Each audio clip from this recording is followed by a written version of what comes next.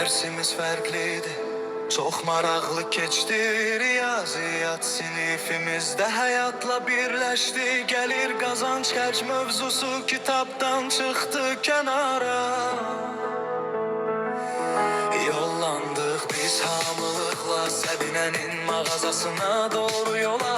Səbinə gülümsəyərək qarşıladı bizi, dedi bugün siz tacırsınız, öyrənin bu işi.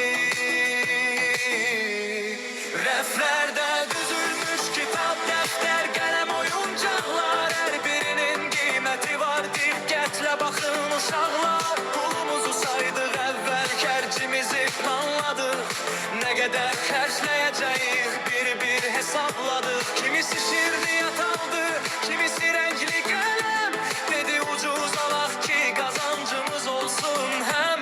Qayıtdıq sinifimizə, başladı satış işi, herkes oldu bir satıcı, sevinç doldu içi.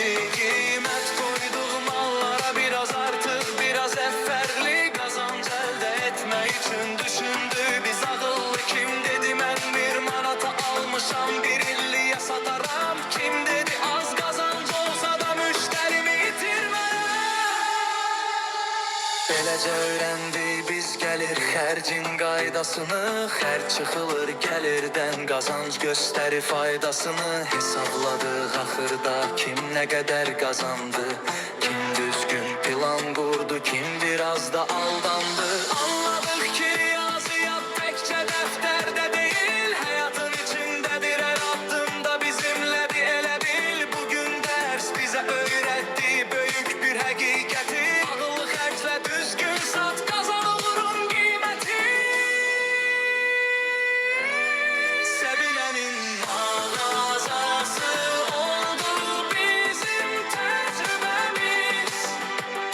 Səbinənin mağazası oldu bizim təcrübəmiz.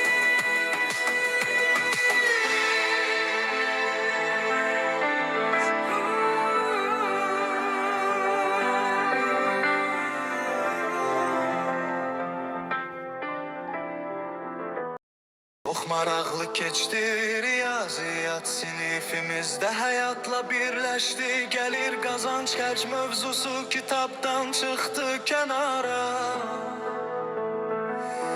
Yollandıq biz hamılıqla Səbinənin mağazasına doğru yola. Səbinə gülümsəyərək qarşıladı bizi, dedi bugün siz tacırsınız, öyrənin bu işi. Rəflərdə düzülmüş kitab, dəftər, qələm, oyuncaqlar, hər birinin qiyməti var, diqqətlə baxın uşaqlar. Pulumuzu saydıq əvvəl, xərcimizi planladıq, nə qədər xərcləyəcəyik bir hesabladıq. Kimisi şirniyyat aldı, kimisi rəngli qələm, dedi ucuz alaq ki qazancımız olsun həm. Qayıtdıq sinifimizə, başladı satış işi, herkes oldu bir satıcı, sevinç doldu içi. Qiymət koyduq mallara, biraz artıq, biraz əfərli, qazanc əldə etmək üçün düşündü biz ağıllı. Kim dedi mən bir manata almışam, bir illiyə sataram, kim dedi az qazanc olsa da müştərimi itirmərəm. Beləcə öyrəndik biz gəlir xərcin qaydasını, xərc çıxılır gəlirdən, qazanc göstərir faydasını. Hesabladıq axırda kim nə qədər qazandı, kim düzgün plan qurdu, kim biraz da aldandı. Anladıq ki riyaziyyat təkcə dəftərdə deyil, həyatın içindədir hər addımda bizimlədir elə bil. Bugün dərs bizə öyrətdi böyük bir həqiqəti, ağıllı xərclə düzgün sat, qazan olurum qiyməti. Səbinənin mağazası oldu bizim təcrübəmiz. Səbinənin mağazası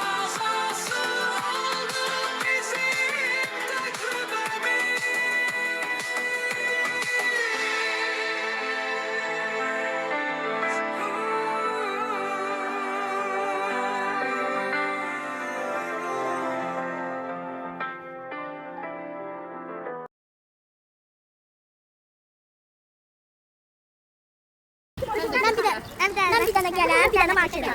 Ben bir dənə gələm, bir dənə satıcıyam. Satanda aldığımız qiymətlə satacaq. 3 vaxt. Nə qədər qoyacaqsan? Dedi gəl. Büyük bir hakikati, akıllı, xərc və düzgün sat, kazan